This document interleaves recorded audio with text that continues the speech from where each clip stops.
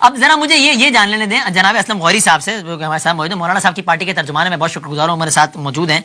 اسلم غوری صاحب سر بہت شکریہ وقت دینے کا. جاننا یہ تھا آپ کو زحمت یوں دی کہ ایک تو یہ بتائیے گا کہ تحریک تحفظ آئین پاکستان آئی آپ کے پاس وہ 20-21 تاریخ کو کر رہے ہیں کانفرنس بھی، تو پہلے تو اس بارے میں بتائیے کہ اس میں پھر آ رہے ہیں آپ لوگ، اور دوسرا کوئی ایسی پاسبلٹی ہے کہ مستقبل قریب میں آپ لوگ سب مل کے یعنی کہ اچک زئی صاحب، راجہ صاحب، شوکت صاحب، آپ لوگ سب ایک اسٹیج پہ نظر آئے دانیال صاحب کی پارٹی کے خلاف؟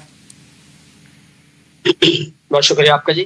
پہلی بات تو یہ ہے کہ دعوت نامہ رات ہمیں گزشتہ رات ملا تھا شام تقریباً 9-10 بجے. صحیح ہے. جناب اسد کیسر صاحب اور دیگر حضرات تشریف لائے تھے، اور ظفر جھگڑا تھا اور دیگر حضرات کے وہ تشریف رہتے ہیں، ظفر جھگڑا تھا تو وہ تشریف لائے تھے، انہوں نے دعوت نامہ رات میں دیا ہے، تو ہمیں ملا ہے، ہم اس کا غور جائزہ بھی لے رہے ہیں.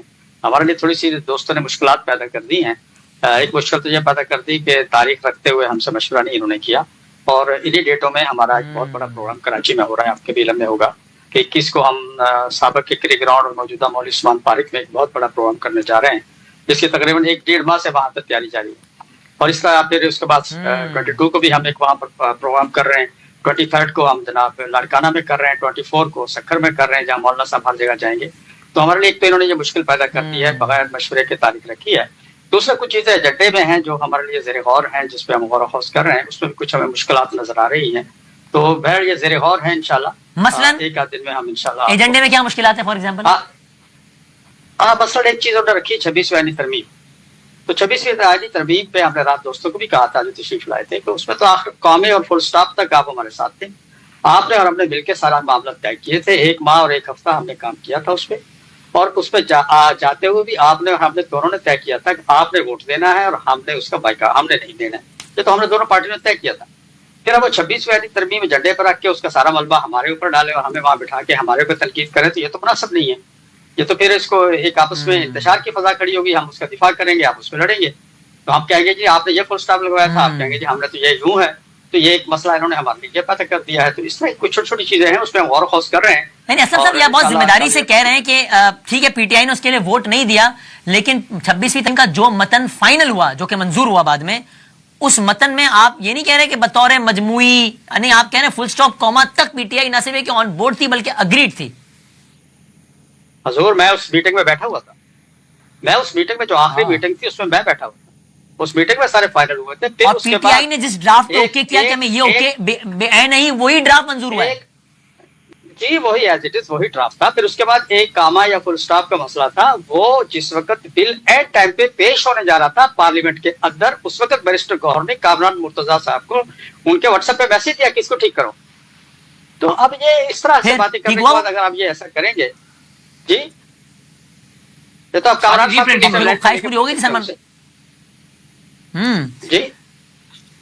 تو یہ آخری ٹائم پہ وہ جو بعد میں انہوں نے چھوٹی سی چیز چینج کرنے کی وہ بھی چینج ہو گئی تھی یا وہ رہ گئی تھی؟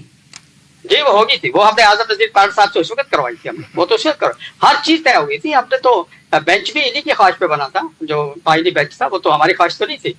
تو کہنے کی بات یہ ہے کہ ہم تو مقصد یہ ہوتا ہے کہ آپ نے پھر پی ٹی آئی سے باضابطہ اس بارے میں احتجاج نہیں کیا. احتجاج سے مراد یہ نہیں کہ آپ شیشے توڑ دیں ان کی دفتر کے خدا نہ خاصا یا بندے لے کے آ جائیں.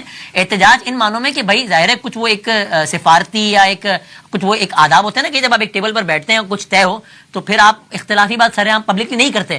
تو آپ نے یہ احتجاج نہیں کیا پی ٹی آئی سے کہ بھائی جان اس ڈرافٹ پہ تو اتفاق کیا تھا آپ نے، آپ عوامی طور پر یہ تاثر کیوں دے رہے ہیں کہ جیسے بہت ہی بری چیز ہو گئی ہے، ہم اس کے خلاف جو ہے وہ حق کا پرچم لے کے بلند ہو گئے اور باقی ساروں نے کوئی بہت ہی غلط کام کر دیا ہے جس میں جے یو آئی ایف بھی شامل ہے.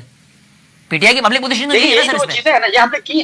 دیکھیں بہت سی چیزیں ہوتی ہیں وسیم بھائی، وہ ہم میڈیا پہ تو نہیں کہہ سکتے. یہ باتیں ہوئی ہیں ہمارے درمیان میں اور تفصیلات ہوئی ہیں ٹاپک پہ، یہ سب چیزیں. کیا جواب دیا اب مسئلہ یہی ہو جی بس وہ پھر ہم مجبور ہیں، اور ہمارے وہ جو پارٹی چیئرمین ہیں انہوں نے یہ فرمایا تھا اس لیے ہمیں یہ کرنا پڑا. تو یہ کچھ چیزیں ایسی ہوتی ہیں جو میڈیا پہ نہیں کہی جا سکتی.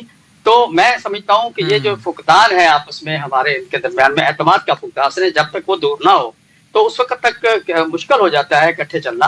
اور یہ بھی جو جیسے نا میں نے کہا کہ نہ ڈیٹ طے کرتے ہوئے مشورہ کیا گیا، نہ ایجنڈا بناتے ہوئے مشورہ کیا گیا. اور اب آج آ کے ہم چلو چھوٹی پارٹی سی لیکن پارلیمنٹ کے دوسری پارٹی تو ہم اپوزیشن کی ہے بڑی ان کے بعد. تو हमें इस हद तक भी ना पूछे अपना एतमाद में और नहीं आपकी है, बात फिर से क्या तासुर आप मिल रहा है आ कि जाए कम और से कम हमारे साथ मौलाना बैठे। साहब की जाती तौर पे शिरकत तो खारिज से इम्कान ही हो गई। अब अगर कोई दूसरे दर्जे का वक्त आ सके तो शायद आ सके। मौलाना साहब के तो चूंकि आपने जलसों की डेट्स गिनवा दी हैं, तो उनका तो फिर आना नामुमकिन ही हो गया ना फिर तो। मौलाना साहब ने जी एक बहुत बड़ी ऑल पार्टीज बुलाई है कराची में 22 को। शायद आपके इल्म में नहीं है, मैं आप ऐसा करें, आप इनको दावत दें, आप लोग आ जाओ यार, ऑल पार्टी करनी है ना कराची में हमारे। नहीं, वो इस टाइप वो और तरह की है, उसमें तमाम मसालिक के उलमाए कराम इस शरीक टाइप हो की रहे नहीं। हैं।